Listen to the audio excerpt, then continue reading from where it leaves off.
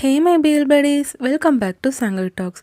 இன்றைக்கி நம்ம சேனலில் இந்த காப்ளின் ட்ராமாவோட அடுத்த எபிசோட் வாய்ஸ் ஓவர் தான் பார்க்க போகிறோம். வீடியோக்குள்ளே போகிறதுக்கு முன்னாடி நீங்கள் இனி சங்கவி டாக்ஸை சப்ஸ்கிரைப் பண்ணலன்னா சப்ஸ்கிரைப் பண்ணி பெல் ஐக்கானை கிளிக் பண்ணிடுங்க. கூடவே இந்த வீடியோக்கு லைக் பண்ணிவிட்டு ஹைப்பும் பண்ணிடுங்க. அப்போ தான் இந்த வீடியோ நிறைய பேருக்கு போய் ரீச் ஆகும். இந்த எபிசோடோட ஸ்டார்டிங்கில் முன்னாடி நடந்த ஒரு கதையை தான் சொல்கிறாங்க. முன்னொரு காலத்தில் ஒரு உயிரினம் இருந்தாங்க. அவங்க ஹியூமனும் இல்லை, டிமானும் இல்லை. அவங்க மனுஷனாகவும் இல்லாமல் குமிஹோவும் இல்லாமல் ரெண்டுமே கலந்த ஒருத்தங்களாக தான் இருந்தாங்க. அதனால் குமிஹோஸ்லாம் அவங்கள ரொம்ப இலக்காரமாக பார்த்துச்சு. அதே மனுஷங்கள்லாம் அவங்கள பார்த்து ரொம்ப பயந்தாங்க. ஸோ குமிஹோவாகவும் இருக்க முடியாமல் மனுஷனாகவும் இருக்க முடியாமல் அந்த உயிரினம் ரொம்பவே தவிச்சிட்டு இருந்தாங்க. அவங்களுக்கு நிறைய தனிமை தான் இருந்துச்சு. அவங்க எவ்வளோதான் இன்னசென்ஸாக கைண்டாக இருந்தாலும் அவங்களுக்கு கிடைச்சது என்னமோ வலிகள் மட்டும்தான். அவங்க யாரையும் காயப்படுத்தினதே இல்லை. ஆனால் அவங்களோட சின்சியாரிட்டியை இந்த உலகம் புரிஞ்சிக்கவே இல்லை. இப்படி ஹியூமனாகவும் இருக்க முடியாமல் ஃபாக்ஸாகவும் இருக்க முடியாமல் தவிச்சிருந்த போது தான் ஒரு ராணி போகிறத பார்த்துருக்காங்க. அப்போ அந்த ராணிக்கிட்ட போய் அவங்க சொல்லியிருக்காங்க, எனக்கு உங்களை பார்த்தா அட்மையர் பண்ணும் போல தான் இருக்குது. ஏன்னா எனக்கு ஹியூமனாகவும் இருக்க முடியல, ஃபாக்ஸாகவும் இருக்க முடியல. எனக்குன்னு ஒரு இடம் வேணும், அது எதாக இருந்தாலும் பரவாயில்ல, ஆனால் அது எனக்கு கிடைக்கலன்னு அவங்க வருத்தப்பட்டு பேசிட்டு போக அது அந்த ராணிக்கு ரொம்ப பாவமாக தெரிஞ்சிருக்கு. அதுக்கப்புறம் அவங்க தூங்கிட்டு இருக்கும் போது அந்த ராணி வந்து ஒரு கோல்டன் ப்ரேஸ்லெட்டை அவங்க மேலே போட்டுட்டு போயிருக்காங்க. இது கண்முழிச்சு பார்க்கும்போது அந்த கோல்டன் ப்ரேஸ்லெட்டை பார்க்கும்போது ஃபஸ்ட்டு இவங்களுக்கு ஹாப்பினஸ்லாம் வரல. அது ஏதோ ரொம்ப ரெக்ரெட் பண்ணுற மாதிரி ரொம்ப மோசமான ஃபீலிங் தான் வந்துச்சு. அப்படியே அந்த பிரேஸ்லெட் எரிய இவரோட எனர்ஜியெல்லாம் ஏதோ ஸ்வாலோ பண்ணிக்கிற மாதிரி இவருக்கு ஃபீல் ஆகிருக்கு. அதுக்கப்புறம் அந்த உயிரினம் தான் சிம்பிள் ஆஃப் ஃபயராக மாறி இருக்காங்க. அதாவது காட் ஆஃப் ஃபயராக மாறி இருக்காங்க. அவங்க தான் ஜிக்வி. ஸோ இந்த உலகத்தில் ஃபிட் ஆக மாட்டாங்கன்னு நிறைய பேர் ஒதுக்கி வச்சுருப்பாங்கல்ல, அவங்க எல்லாத்துக்கும் ஒரு மெட்டாஃபராட்ட ஜிக்வி இருப்பான்ட்டு இந்த கதையை சொல்லி முடிக்கிறாங்க. இப்போ இந்த எபிசோடோட ஸ்டார்டிங்கில் பிஹோங் போக்கை லாஸ்ட் எபிசோடில் சேவ் பண்ணியிருப்பான்ல, அதுக்கப்புறம் காட்டுறாங்க. பிஹோங் போக்கிட்ட எல்லாமே சொல்லிட்டான் போல், அவனை இப்படி பேய்ங்க கண்காணிச்சிட்ருக்கு, அதனால் இவன் கண்ணுக்கு பேய்ங்கெல்லாம் தெரிவாங்கன்ட்டு. ஏன்னா அந்த பொண்ணு இடிக்கும் போது கூட இவன் சாரின்னு சொல்லிட்டு போயிருப்பான். ஸோ போக்கோட கண்ணுக்கு பேய்ங்க தெரியும். அந்த பேய்ங்க கிட்ட இருந்து இப்போ பிஹோங் தான் அவனை காப்பாற்றி வச்சுருக்கான். இதெல்லாம் இவங்க போக்கிட்ட சொல்லிட்டான். ஆனால் போக் இவங்கிட்ட பயங்கரமாக சந்தேகம் கேட்டிருக்கான். நான் என்ன அவ்வளோ டெலிசியஸாகவே இருக்கான்னு கேட்க அவன் குடிச்சிட்டு இருக்க காஃபியே துப்பிட்டான். இல்லை, என் மேலே ஏதோ ஃப்ரைட் சிக்கன் வாசம் வருது, அது பேய்ங்களை அட்ராக்ட் பண்ணுது, அந்த மாதிரிலாம் சொன்னீங்கள, அதனால் கேட்குறேன். ஆமாம், பேய்ங்க உங்களை பார்த்து பயப்படுதுன்னு கேட்க பிஹுங் சொல்கிறான், மேபி எனக்கு ஒரு டேலண்ட் இருக்குன்னு வேணால் நீ வச்சுக்கோவேன்ட்டு. அவன் கோப்ளினுங்கிற உண்மையெல்லாம் இவன் சொன்னானா என்னன்னு தெரில. ஓங்கிற மாதிரி இவன் லைட்டாக கிண்டல் பண்ணுற மாதிரி தான் பார்க்குறான். அப்போ அங்கே ஒரு பொண்ணு வர இவன் டக்குன்னு பிஹோங் பக்கத்தில் போய் உட்காந்துக்கிறான். ஏன்னா இவனுக்கு யாரை பார்த்தாலும் பேய்ங்கிற மாதிரி கொஞ்சம் பயமாக இருக்குது போல், அதனால தான். அப்போ போக் கேட்குறான், ஆமாம் இப்படிலாம் சொல்கிறீங்கள, அப்போ குமிஹோ வேர் ஓஃப்லாம் சொல்லுவாங்கள்ல, அதுங்களும் இந்த உலகத்தில் உண்மையாகவே இருக்குதானா இந்த ட்ராமாலெல்லாம் வர மாதிரின்னு கேட்க அப்போ பிஹோங் சொல்கிறான், அதுக்கெல்லாம் மேலேயே இருக்குன்ட்டு. அப்போ போக் பயப்படுறான், ஆனால் நான் ஏன் இவன்கிட்ட மாட்டினங்கிற மாதிரி. பட் பிஹோங் என்ன சொல்கிறான்னா, அது எல்லாத்துக்கும் ஒரு வழி இருக்குது, நான் உனக்கு எனர்ஜி தரது மூலமாக அந்த பேய்கிட்டேருந்து நீ தப்பிச்சுக்கலான்னு சொல்ல இவன் உடனே பிஹோங்கோட கையை பிடிக்கிறான். அப்போ பிஹோங் சொல்கிறான், நான் ஒன்றும் சாமன்லாம் இல்லை, நீ என் கையை பிடிச்சாலும் ஒன்றும் நடக்காதுன்னு சொல்ல போக் புலம்புறான். ஆனால் நான் என்ன பண்ணுறது, இந்த கோஸ்ட்டுங்கிட்ட மாட்டி நான் இறக்க விரும்பலை, நான் இனி ஆக்டர் கூட ஆகலைன்ட்டு அவன் புலம்பிகிட்ருக்க. அப்போ பிஹோங் சொல்கிறான், நீ எனக்கு ஹெல்ப் பண்ணு, எனக்கு எசன்ஸ் தேவை, அது உன்னால் கொடுக்க முடியும், அதே மாதிரி உனக்கு எனர்ஜி தேவை, அந்த எனர்ஜியை நான் தரேன், நீ பேய்கிட்டேருந்து தப்பிச்சுக்கலாங்கிறான். சரி, அந்த எசன்ஸ் எடுத்துக்கோங்கன்னு சொல்ல அது எப்படி எடுப்பீங்கன்னு கேட்டால் பியூங் சொல்கிறான், அது வந்து ஃபிசிக்கல் கான்டாக்ட் மூலமாக தான் எடுக்க முடியும்ன்ட்டு. ஆனால் இந்த போக் கொஞ்சம் கூட செய்ய இல்லாமல் எடுத்துக்கோங்க ஓகேங்கிறான்.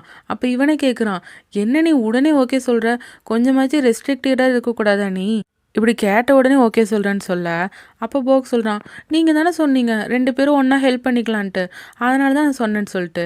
சரி உங்களுக்கு என்ன வேணும்னு இப்போ எனக்கு புரியுதுன்னு சொல்லிட்டு அவன் ஒரு பேப்பர் எடுத்து அவங்க ஆர்டிக்கல்னு எழுத ஆரம்பிச்சிடறான். அதாவது 2 பேரும் கான்ட்ராக்ட் போட போகிறாங்க.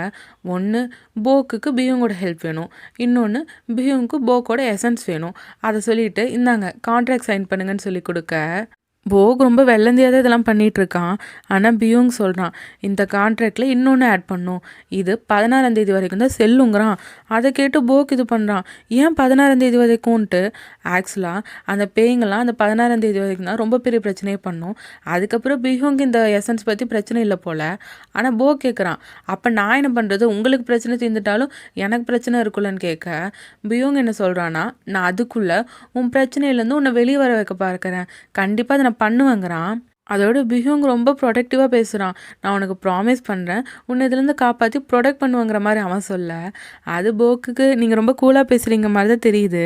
ஆனால் பிஹூங் அடுத்த நிமிஷமே வழக்கம் போல் சண்டை போட ஆரம்பிச்சிடுறான்.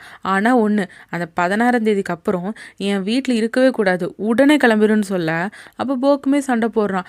ஆமாம்மா உங்கள் வீட்டில் இருக்க ஆசைப்பாரு, நான்லாம் இருக்க மாட்டேங்கிற மாதிரி அவனுங்க வழக்கம் போல் சண்டை போட்டுட்ருக்கானுங்க. அப்போ பிஹூங் குடிச்சிருந்த காஃபி அவனோட வாயில் ஒட்டி இருக்கு போல். அதை போ க்ளீன் பண்ணிவிட அவன் லிப்ஸத்தோட. அப்போ பிஹூங் சண்டை போடுறான், இப்போ எதுக்கு என்ன தொட்டன்ட்டு. அப்போ போக்கும் நான் உங்களுக்கு ஹெல்ப் தானே பண்ணேன்னு சொல்ல, பிஹூங் அந்த கான்ட்ராக்டில் 4வது ஒன்று ஆட் பண்ணிடுறான். இனிமேல் பிஹூங் விருப்பம் இல்லாமல் போ க்ளோஸாக வரக்கூடாதுங்கிற மாதிரி அவன் 4வது வர ரூல்ஸ் ஆட் பண்ணிடுறான்.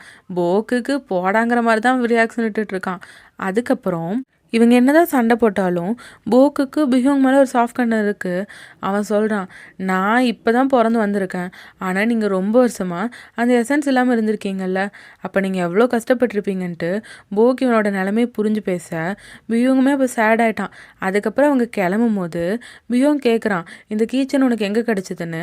அப்போ போக்கும் இதை எங்கள் தாத்தா தான் கொடுத்தாரு, இதை நான் நிறையா சேவ் பண்ணுன்னு எங்கள் தாத்தா சொல்லியிருக்காருன்னு சொல்ல, அப்போ பியூங் சொல்கிறான், இல்லை இது நான் முன்னாடி பார்த்த மாதிரி இருக்குது, என்கிட்ட இருந்த மாதிரியே இருக்குது, உங்கள் தாத்தாக்கு எப்படி கிடச்சிதுன்னு கேட்க, அப்போ பியூங் சொல்கிறான், அவங்க தாத்தா என்ன சொல்லியிருக்காருன்னா, அவன் சின்ன வயசாக இருக்கும்போது ஏதோ கீழே கிடந்தது என்னமோ எடுத்துகிட்டு வந்திருக்கான், அதுக்கப்புறம் உயிருக்கு போராடிட்டு இருக்க நிலமை, அந்த மாதிரி ஏதோ ஒரு நிலமையில இது ஒரு அமுலேட்டோட செயல்பட்டு இவனை காப்பாற்றிருக்கு.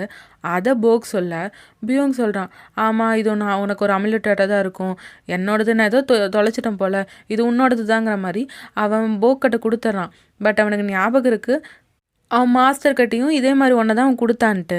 அதுக்கப்புறம் இவங்க நடந்து போக போக் பிஹூங்க பிடிச்சிக்கிறாங்கிறான். எதுக்கிட்ட என்ன பிடிக்கிறேன்னு அவன் பக்கத்தில் தானே இருக்கேன்னு கேட்க, இல்லை எனக்கு நைட் நேரம் வர பயமாக இருக்குது, அதுவும் நீங்கள் ஃபாஸ்ட்டாக நடந்து போயிடுறீங்க, எனக்கு ரொம்ப பயமாக இருக்குன்னு சொல்ல, சரி ஓகேன்னு இவனும் விட்டுறான். ஆனால் பிஹூங்க்கு பாஸ்டில் அவனோட மாஸ்டர் இருந்திருப்பான்ல, அவனும் இதே மாதிரி தான் அவனுக்கு பிடிச்சி நடந்து போயிருப்பான். அதை நினச்சி இப்போ பிஹூங் சிரிச்சிட்ருக்கான். அதோட போக் இவனுக்கு தேங்க்யூ சொல்ல பிஹூங்கும் ஓகே ஓகேங்கிறான். அப்புறம் பிஹூங்கும் போக்கிட்ட நடந்துக்கிட்டதுக்கு சாரி கேட்க, போக் உடனே ஓ சாரி கேட்குறீங்களா, அப்போ எனக்கு ஐஸ்கிரீம் வாங்கி கொடுங்கன்னு சொல்லிட்டு அவங்க பாண்ட் நல்லாவே ஸ்ட்ராங் ஆயிடுச்சு. இப்போ பாட்டின்னு ஒரு பொண்ணை சொல்லுவாங்கல்ல, அந்த பொண்ணுக்கிட்ட பிஹூங் ஏதோ டிவைன் சிக்னஸ்னு ஒரு புக்கை வாங்கியிருக்கான். அது எதுக்கு வாங்கினேன்னு கேட்டால், ஏன்னா அவனோட ப்ராப்ளத்துக்கு நான் தான் காரணங்கிறான். அந்த பொண்ணுக்கு சாக்காயிருச்சு, அப்போ கில்டானால அவனுக்கு அப்படி ஆகலையா, நீ தான் அவன் கூட இன்டிமேட்டாக இருந்தியா, ஆனால் நீ ஏன் அப்படி இருந்த, நீ அப்படி இன்டிமேட்டாக இருக்க அளவுக்கு அவன் எவ்வளோ அழகாக இருந்திருப்பான், அம்மா அது அவனா அவளா சொல்லுன்னு சொல்ல, அப்போ இவன் சொல்கிறான் அவன் அந்த மாஸ்டர் மாதிரியே இருந்தான்ட்டு. அதை கேட்டோன்னே இந்த பொண்ணுக்கு ஷாக்காயிருச்சு. அவனை மாதிரியே இருந்தானா, உன் ஓனர் மாதிரியா, பட் நீ ஏதோ இப்போ தப்பாக நினைக்கல, உன் ஓனர் தான் ஏதோ மறுபிறவி எடுத்த மாதிரி, அந்த மாதிரிலாம் எதுவுமே இருக்காது. ஏன்னா உன் ஓனர் மறுபிறவி எடுத்திருந்தா எத்தனை பிரிவு எடுத்தாலும் அவங்களே உன்னை தேடி வந்திருப்பாங்க, நீ அப்படி எதுவும் நினச்சிட்டு இல்லைல்ல, எக்ஸ்பெக்டேஷன் வைக்கல தானேன்னு கேட்க, அப்போ பியூங் சொல்கிறான், நான் இந்த எக்ஸ்பெக்டேஷன்ஸும் வைக்கல, ஏன்னா 1000 வருஷம் கடந்து போயிடுச்சு, அப்படி என்னை தேடி வரணும் அப்படின்னு நினச்சிருந்தா அவங்க எப்பயோ வந்திருப்பாங்க, எனக்கு எல்லாம் தெரியும்னு சொல்லிட்டு அவன் சோகமாக எந்திரிச்சு போயிடுறான். இப்போ போக்கை காட்டினாங்கன்னா அவன் அந்த பிளாஸ்டிக் சர்ஜன், அதாவது இதுக்கு முன்னாடி ஃபேஸ் எவாலுவேட் பண்ணான்ல, அது வந்தால் ஜிக்கி போல் அவனை பார்க்க போயிருக்கான். ஏன்னா அவன் ஒரு டிப்ஸ் தரேன்னு சொல்லியிருந்தான்ல இதுக்கு முன்னாடி அந்த ஃபேஸ் எவாலுவேட் பண்ணுற அந்த கமெண்ட் பாக்ஸில், அப்போ பிளாஸ்டிக் சர்ஜனை போய் பார்க்க சொல்லி தான் அவன் போட்டிருப்பான் போல்.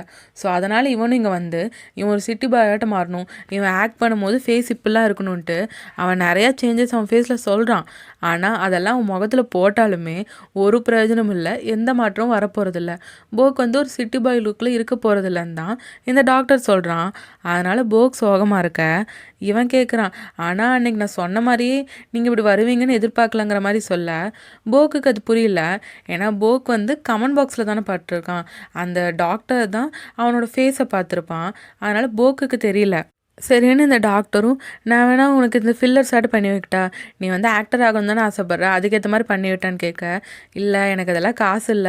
பட் ஒருத்தவங்க சொன்னாங்கன்ட்டு நான் ஏதோ ஒரு ஆசையில வந்துட்டேன் அவ்வளோதான்னு" சொல்லிட்டு, அதுக்கப்புறம் இவன் கிளம்புறான். இவன் கிளம்பும்போது அந்த டாக்டரே வந்து லிஃப்ட் குடுக்குறாங்கறாம். இன்னொரு பக்கம் பிஹியோங்க காட்டுனான்னா, அவன் அந்த பேய கட்டி போட்டு என்னமோ பண்ணிட்டுருக்கான்.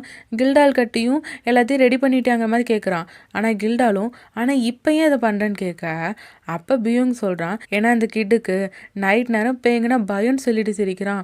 ஸோ இங்க என்ன கதை நடக்குதுன்னு புரியல." இன்னொரு பக்கம் போக்கையும் டாக்டரையும் காட்டுனாங்கன்னா, போக் சொல்றான், "ஆனா நீங்க என்ன வீட்லலாம் ட்ராப் பண்ண வேணான்ட்டு." பட் இந்த டாக்டரோ, "இல்ல நான் உன்ன ட்ராப் பண்ணணுங்கிறான்." போக்குக்கு ஒன்றுமே புரியல.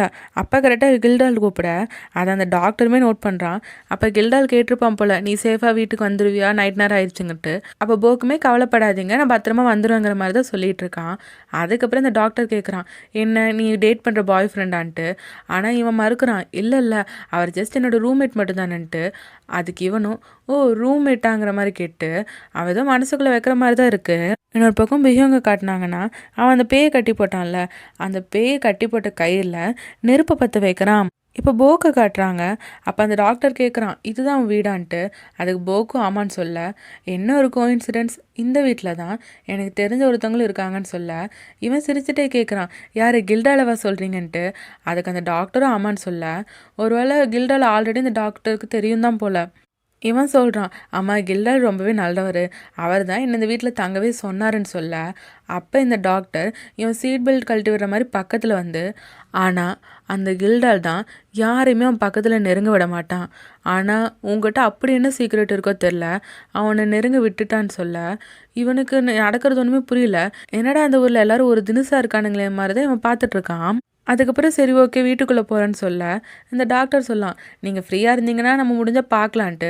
அதுக்கு போக்குமே, "நான் ஃப்ரீயாக தான் இருக்கேன். ஆமாம் நீங்கள் ஏன் என்னை பார்க்கணுன்னு" கேட்க, ஏன்னா நான் உங்கள பார்க்கணுன்னு நினைக்கிறேன்னு சொல்ல, அது போக்குக்கு புரியல. "ஓகே, எனக்கும் சியோலில் ஃப்ரெண்ட்ஸ் எல்லாம் இல்ல. நம்ம 2 பேரும் வேணால் ஃப்ரெண்ட்ஸ் ஆகிக்கலான்னு" சொல்ல, அப்போ அந்த டாக்டர் சொல்கிறான், "நான் உன்னை ஃப்ரெண்டாக பார்க்கணுன்னு சொல்ல, நான் உன்னை டேட் பண்ண கூப்பிட்றேன்னு" சொல்ல, போக் அப்படியே ஷாக் ஆகிட்டான். இதே ட்விஸ்ட்டோட இந்த எபிசோட் முடியுது.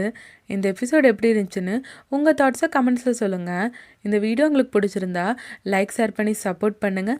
இந்த வீடியோவுக்கு ஹைப்பும் கொடுத்துருங்க. இந்த ட்ராமாவோட அடுத்தடுத்த இன்ட்ரெஸ்டிங்கான எபிசோட்ஸை மிஸ் பண்ணாமல் பார்க்க சங்கவி டாக்ஸை சப்ஸ்கிரைப் பண்ணி பெல் ஐக்கானை கிளிக் பண்ணிடுங்க.